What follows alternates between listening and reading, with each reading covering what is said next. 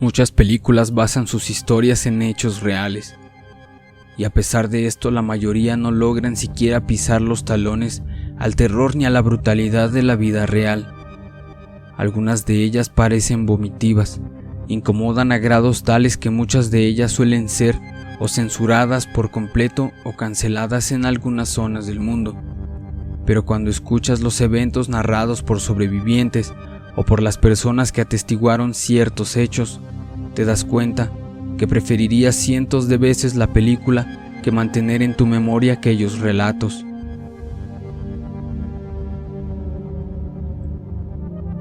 Danny Rolling nació en una familia donde la violencia no era nada raro. Cada día, cada noche la violencia se hacía presente en su casa. Su padre era un ex policía que solía golpear a su hermano y a su madre, al igual que a Danny. Nadie en la familia quedaba a salvo de la violencia intrafamiliar que generaba aquel duro ex policía. Parte de la violencia que sufría Danny era escuchar de su propio padre día con día que él, Danny, era un hijo no deseado, que hubiera preferido que jamás naciera. Estas frases despertaban a cuentagotas un enojo y odio en Danny hacia su padre, ira y furia que irían creciendo junto con Danny. Los años sobre Danny no pasaban en vano y hacían mella en su mente, creando distintos desórdenes y trastornos mentales, desorden antisocial, límite de personalidad, parafilias, desórdenes que pronto comenzaron a manifestarse, causando molestia entre los vecinos. Varias veces sorprendieron a Danny mirando por las ventanas de chicas en casas ajenas o masturbándose fuera de sus casas. Danny no tardaría mucho en ir más allá de estas pequeñas fechorías. Su primer intento de asesinato se dio durante una disputa familiar, donde Danny intentó asesinar a su padrastro, pero solo logró cegarle de un ojo y arrancarle una oreja. Como perro que siente sangre por primera vez en la boca, Danny no se detendría jamás.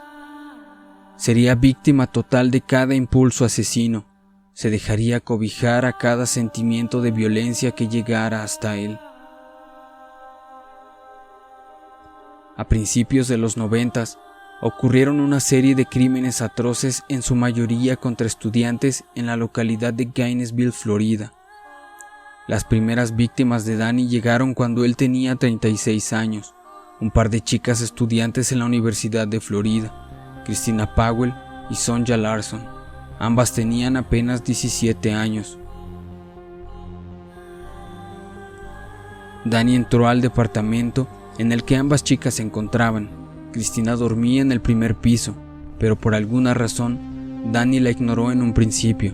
Tal vez aún no era suficiente adrenalina, por lo que subió al segundo piso donde dormía Sonja, a quien sin pensarlo apuñaló en varias ocasiones hasta causarle la muerte. Al escuchar los ruidos, Christina subió a intentar averiguar qué pasaba, pero Danny la descubrió y sin perder tiempo la amarró y amordazó.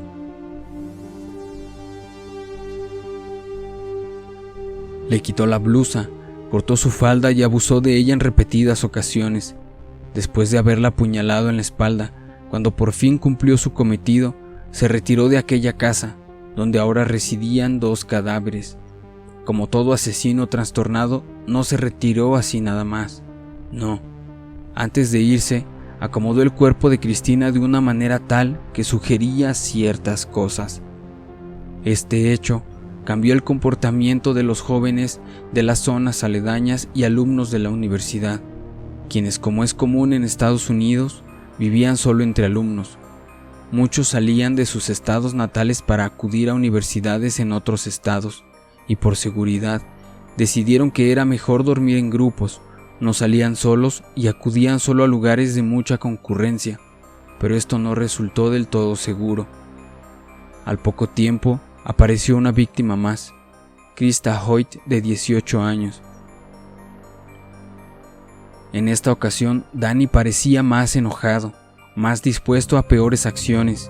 Esta vez, Krista fue asesinada, abusada y decapitada.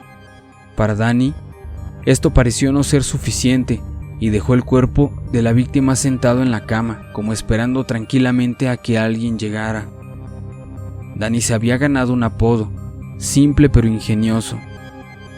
A final de cuentas, un apodo que no se había puesto él mismo, el Destripador de Gainesville. Después de estos hechos, las investigaciones apuntaron a un estudiante de la misma universidad. No pasó mucho tiempo hasta que se dieron cuenta del error que habían cometido. Las víctimas seguían apareciendo. A Danny lo arrestaron por una estupidez. Estaba robando un supermercado y fue arrestado por robo a mano armada.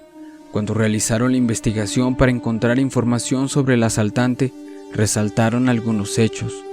Danny vivía solo, tenía un campamento cerca de la universidad. Entre sus pertenencias encontraron algunos cassettes con grabaciones de canciones y algunas notas que hacía Danny sobre los crímenes que había cometido. Obtener la confesión de Danny no fue fácil, pero después de ser interrogado algunos días confesó. Pero entre las víctimas, en la confesión de Danny no había solo estudiantes. Confesó también el asesinato de una familia entera que vivía en los límites de la ciudad. En el acta figura que Danny confesó el asesinato de 8 personas. La policía de Luisiana alertó a las autoridades de Florida sobre un triple asesinato sin resolver en Shreveport el 4 de noviembre de 1989.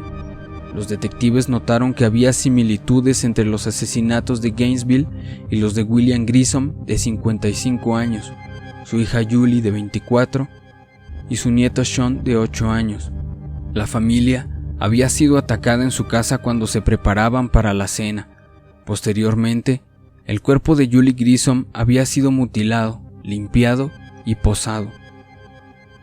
Danny, más allá de mostrar arrepentimiento por los asesinatos, se mostraba desilusionado por no haber logrado su cometido, que según él era convertirse en una estrella como su ídolo, Ted Bundy.